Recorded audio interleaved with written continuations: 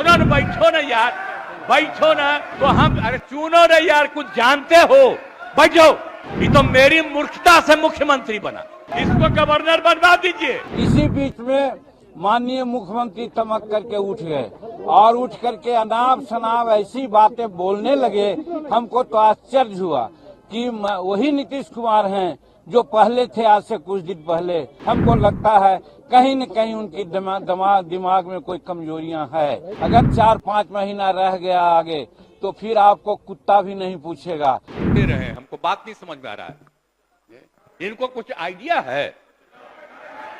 ये तो मेरी गलती है कि इस आदमी को हमने बना दिया था मुख्यमंत्री। नहीं ठीक है, ये कोई सेंस नहीं है इसको, ऐसे ही बोलते रहता है, कोई मतलब नहीं है। हो गया। हम कह रहे थे कि आप ही लोगों के साथ रहिए। अध्यक्ष महोदय, भाग के चलाया था 7 पार्टी में। अध्यक्ष अभी महोदय, हम जान करके भगा दिए उधर। अध्यक्ष क्या उधर रहिए, इसीलिए हम कहेंगे बात हो गई है और सब समर्थन कर रहे हैं। प्रभारी मंत्री सुन लीजिए, बता रहे हैं, ये बहुत गलत बात सारे बोल रहे लोग हैं। समर्थन कर रहे हैं। और कोई सेंस है ये जो प्रचारित करता है? सुनो न, बैठो न यार, बैठो न। अरे आप लोगों को जब छोड़ दिए थे, बैठिए, भूलिए मत, बात बोल रहे हैं। अरे भूलिए मत।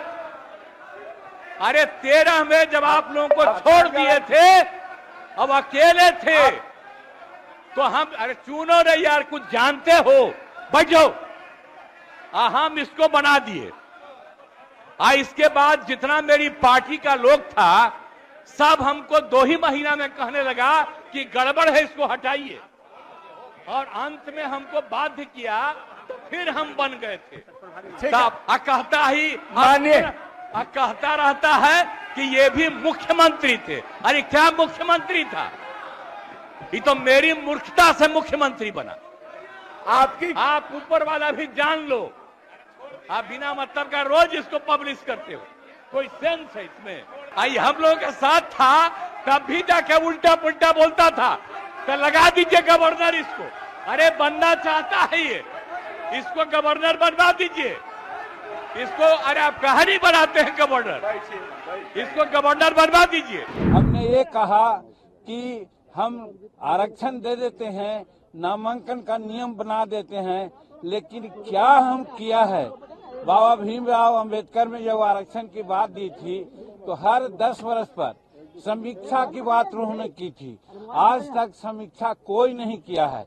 यही बात हमने उठाया और हमने कहा कि गजेटेड ऑफिसर जो शेड्यूल कास्ट शेड्यूल ट्राइब्स हैं, उनका रोस्टर 1971 से लागू है और उस समय से आज तक कम से कम 16% आरक्षण मिलना चाहिए था प्रमोशन में, लेकिन आज मात्र 3% आरक्षण है।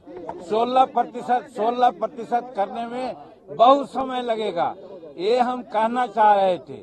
इसी बीच में माननीय मुख्यमंत्री चमक करके उठ गए और उठ करके अनाप शनाप ऐसी बातें बोलने लगे।